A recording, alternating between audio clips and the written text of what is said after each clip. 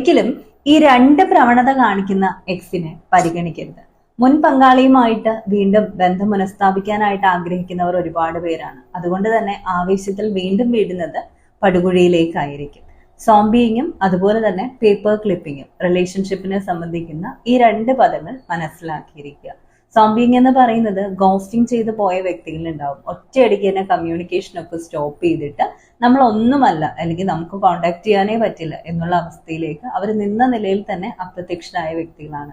വീണ്ടും അവർ തിരിച്ചെത്തും. Nothing happen എന്നുള്ള രീതിയിൽ അവർ ബിഹേവ് ചെയ്യും. ഒരു എക്സ്പ്ലനേഷൻ ഒന്നും തരില്ല. അവരെന്തുകൊണ്ടാണ് ഗോസ്റ്റിംഗ് ചെയ്ത് പോയത്, പ്രേത പെരുമാറ്റം നടത്തിയത് എന്തുകൊണ്ടാണ് എന്നൊന്നും നമുക്ക് എക്സ്പ്ലനേഷൻ തരില്ല. വീണ്ടും നിങ്ങളോട് പഴയ രീതിയിൽ തന്നെ നിൽക്കും.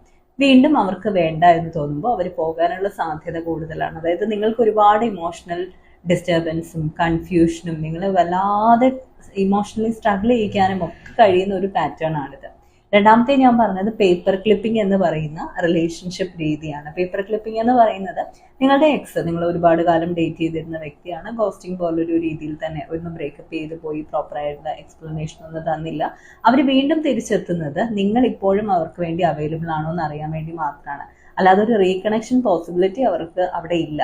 ഒരു ഈഗോ ബൂസ്റ്റിംഗ്, അവരുടെ തന്നെ ഒരു സെൽഫ് ഐഡന്റിറ്റിക്ക് ഓക്കെ ഇപ്പോഴും അവർ അവൈലബിൾ ആണോ എന്നൊന്ന് ചെക്ക് ചെയ്യുക. അത് മാത്രമാണ് പേപ്പർ ക്ലിപ്പിംഗ് എന്ന്